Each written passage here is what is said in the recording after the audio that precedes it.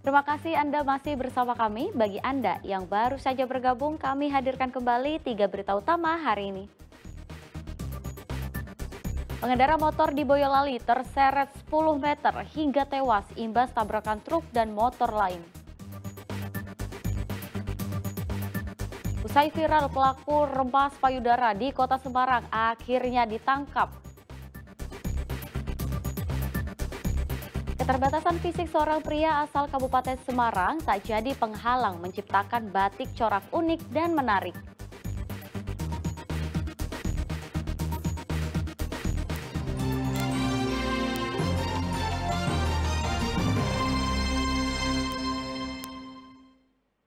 Ya, satu pengendara motor tewas dalam kecelakaan di Jalan Raya Semarang Solo Boyolali Rabu kemarin.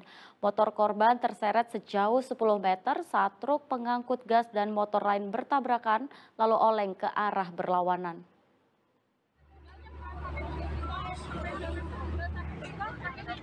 Kecelakaan di Jalan Raya Semarang Solo Boyolali pada Rabu kemarin jadi tontonan warga. Mereka berkumpul untuk melihat kondisi truk yang menabrak dua sepeda motor. Hingga hari semakin gelap, truk pengangkut gas industri belum juga berpindah tempat. Begitupun motor yang hancur ditabrak juga masih menyangkut di bawah truk. Saat kejadian, sopir truk pengangkut gas industri ini tengah menyalip truk lain di depannya. Saat itu tiba-tiba muncul motor dari sisi kiri jalan. Karena tak bisa menghindar, truk akhirnya menabrak motor itu lalu oleng ke kanan. Di saat bersamaan ada motor dari arah berlawanan yang ikut terseret sejauh 10 meter hingga masuk ke parit jalan. Dari arah Salatiga, depan saya kan ada truk. Truk itu mau belok ke kiri, saya kiri mau belok ke kiri situ. Otomatis saya kan ambil sebelah kanannya. Tahu-tahu dari jalan itu arah Telatar itu keluar sepeda motor. Sepeda motor itu keluar, udah langsung nggak sempat rem. Kecelakaan itu menyebabkan seorang pemotor tewas di lokasi kejadian, sementara satu pembonceng dan satu pemotor lain mengalami luka-luka. Nah, sesampai di TKP, pengendara berusaha menyeberang jalan. Nah, karena dia tidak mengutamakan jalur utama, sehingga truk yang sedemikian rupa ataupun sudah begitu agak dekat, dia tidak bisa menghindar. Akhirnya terjadi benturan dengan kendaraan yang menyeberang jalan tersebut, sampai truk oleng ke kanan, menabrak kendaraan roda 2 yang berjalan dari lawan arah. Evakuasi truk dan motor di Desa Penggung, Kecamatan Boyolali Kota juga memakan waktu hingga hari gelap karena petugas berhati-hati memindahkan truk pengangkut gas. Kemacetan sepanjang 2 km tak bisa dihindari. Yuryanto melaporkan dari Boyolali. Ya, keterbatasan fisik bukan penghalang bagi pria asal Desa Tegalwaton, Kabupaten Semarang untuk berkarya.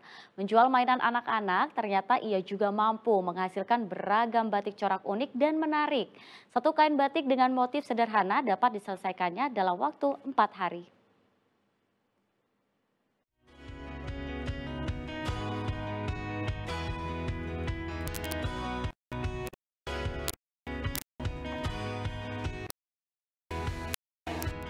Aneka batik indah warna-warni ini dihasilkan oleh Kliwon, warga desa Tegalwaton, Kabupaten Semarang. Meskipun penyandang kebutuhan khusus dan awalnya tidak bisa menggambar, Kliwon tidak berhenti berkreasi. Pria yang sehari-hari menjual mainan anak-anak ini justru mampu menghasilkan kerajinan batik corak. Kliwon sempat mengikuti pelatihan membatik bagi komunitas difabel guna menunjang bakatnya. Ya, dulunya nggak tertarik karena nggak bisa menggambar. Terus akhirnya kok bisa jadi tertarik? Dipaksa teman. Jadi di sana itu bisa. Belajar khusus atau otodidak aja bisa sendiri? Ada pembelajaran sendiri nggak? Iya, Gitu? iya ada pelatihan. Biasanya dilatih apa aja Pak bisa? Iya pelatihan batik itu. Ngapain aja Pak biasanya berlatih? Ya nyandeng, mewarnai, tuh, lorot, menghilangkan malam. Pembuatan batik yang ditekuni Kliwon butuh ketelitian dan kesabaran. Guna menghasilkan satu kain batik dengan motif sederhana butuh waktu 4 hari, sedangkan batik dengan motif rumit banyak corak butuh 7 hari. Pembuatan batik karya Kliwon diawali dengan desain pada kain putih ukuran 2 meter. Selanjutnya mencanting dengan cairan malam sesuai gambar pola desain. Saat mencanting harus teliti dan hati-hati. Cairan malam jangan sampai luber. Tahap berikutnya pewarnaan dengan busa spons serta cat pewarna kain. Selesai seluruh permukaan diwarnai secara merata, kain batik dijemur hingga warna mengering. Agar tidak pudar atau luntur, warna direkatkan dengan cairan water glass. Setelah warna merekat, kain batik dipanaskan dengan perebusan selama 10 menit agar kain lentur, tidak kaku dan menghilangkan sisa malam. Memasuki proses akhir, kain batik dibilas kemudian dijemur. Satu kain batik ukuran 2 meter dijual dengan harga variatif, mulai Rp150.000 sampai Rp500.000, tergantung motif atau corak warna dan tingkat kesulitan pembuatan. Sayangnya, Kliwon menemui kendala dalam pengembangan kerajinan batik ini, yaitu modal serta pemasaran.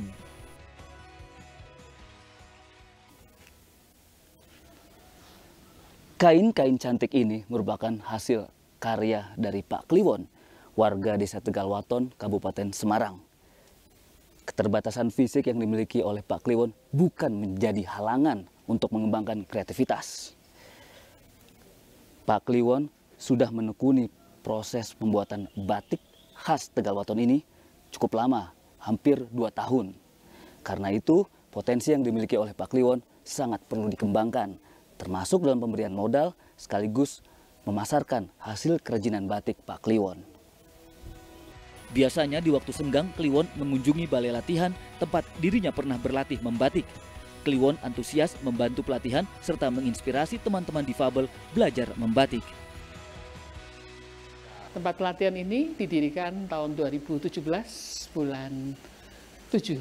Jadi mulai bulan September 2017 pelatihan-pelatihan untuk para difabel dimulai di sini. Saya merasa galau melihat orang-orang difabel yang tidak bisa bekerja, ya, belum bisa mandiri. Karena itu saya mengharapkan dengan adanya tempat pelatihan ini mereka bisa berlatih secara gratis supaya mereka memiliki keterampilan untuk bisa hidup mandiri secara ekonomi. Kami biasa melatih lalu terus memantau kalau ada yang perlu dilatih kembali, ditingkatkan kemampuannya, kita latih kembali. Lalu ketika mereka sudah bisa memproduksi sesuai dengan keterampilan yang mereka ikuti pelatihannya di sini, kita bantu juga untuk memasarkan. Ada kendala nggak dalam melatih kaum difabel? Sebetulnya kendala nggak ada ya, karena mungkin saya juga pernah basic untuk mengajar ya untuk anak-anak kecil. Jadi sebetulnya cuma ketelatenan, kita harus tahu kekurangan mereka di mana. Jadi kita pengennya dengan kekurangan itu kita jadikan sebuah kelebihan gitu aja. Jadi kita pengennya difabel yang capable gitu. Kalau Kliwon sebetulnya karena saya lihat dari pertama kali dia untuk materi dasar, pelatihan dasar, cantingannya halus karena mereka punya ketelatenan yang lebih dibandingkan teman-teman yang satu angkatan. Kita biasanya pas mungkin pelatihan atau workshop itu pendekatan yang lebih personal ya. Misalnya pindah ke sana, pindah ke sini, oh ini karakternya seperti ini, kekurangannya ini, kelebihannya ini. Nah itu nanti kita misalnya ke sistem mengajar selanjutnya menyesuaikan. Istilahnya apa yang mereka mampu dan apa yang mereka mau. Apapun kreativitas yang dihasilkan komunitas difabel ini sudah sepantasnya perlu dikembangkan, termasuk batik karya Pak Kliwon, sebagai upaya pelestarian budaya lokal sekaligus memberikan motivasi bagi masyarakat luas. Ramadan Wibisono dan Muhammad Khadafi melaporkan dari Kabupaten Semarang.